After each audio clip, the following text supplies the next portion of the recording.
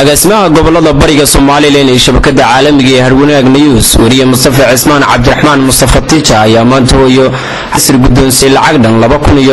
$246 Mareykanka oo ay soo direen qurbajoog muslimiin ah oo samafalka jecel kuwaas oo dhibaatada caafimaad ee hooyo Caasha Yasir haysata ka arkay shabakada caalamiga ee Harwanaag News kadib markii wariye Mustafa Cismaan Cabdiraxmaan Mustafa Ticha uu ku baahiyay shabakadaha online-ka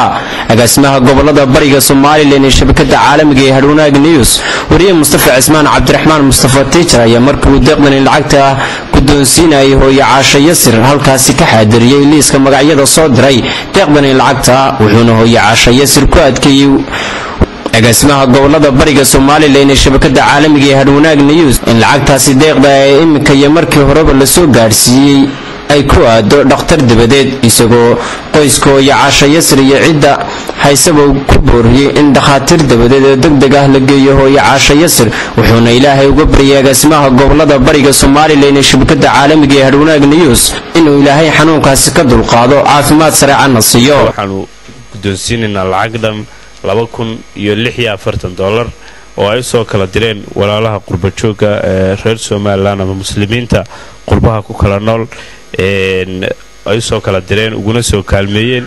qaar fara badan lacagta ay soo direen way soo ururiyeen oo magac kaliya taay ku soo wada qoreen sida ay Harwanaag News ula soo hadleen oo ay xaqiijiyeen waxay lacagta ku soo hagaajiyeen xafiiska shabakada caalamiga ee Harwanaag News iyo akoonka Dahabshiil Burco ay aan uga furnay hooyo Caasha Yasir imika xaaladeeda caafimaad way ladan tahay waxaanay imika ku tala jirtaa inay dhakhtar degdeg ah aado marka lacagtan guddoonsiinna waa $246 oo saaxiibiyiin maxamed ibraahim caawad in la raado $230 buu soo diray cabdi jaamacna la raado $50 buu ka soo diray ingiriiska cabdirashiid axmed fariid $25 buu ingiriiska ka soo diray maxamed cismaan maxamed $50 buu ka soo diray meesha la raado Manchester United oo ingiriiska cabdilaahi maxamed oo cabdi soofe loo yaqaano Canada wuxuu ka soo diray $200 cabdiqani maxamuud xuseen wuxuu shafiil ka soo diray oo ingiriiska $24 cabdicasiis ileeye geedi isaguna wuxuu Sweden ka soo diray $80 Canada ilhaan gabadh la yiraahdo waxay ka soo dirtay $50 meesha la yiraahdo ingiriiska cabdirasaaq salaad jimcaale wuxuu ka soo diray $400 oo isaguna ka soo ururiyay saaxiibadii iyo khiyaarta kale uu garanayay oo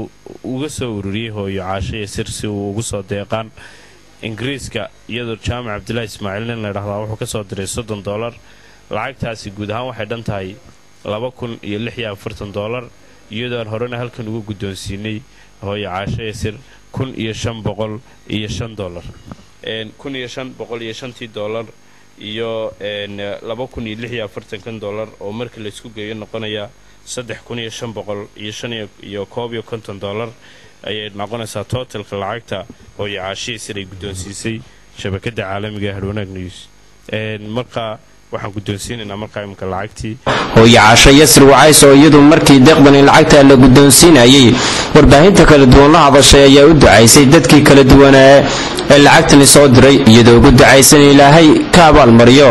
taakulayntan iyo deeqdan ay u fidiyeen waxayna shabakada caalamiga ee Harwanaag News-na ku amaantay doorka ay ka qaadato taakulaynta iyadoo ugu ducaysay in shabakada caalamiga ee Harwanaag News ay noqoto warbaahinta ugu maxallisan dalkan Jamhuuriyadda Soomaaliland iyo waliba dhammaan wadamada caalamka.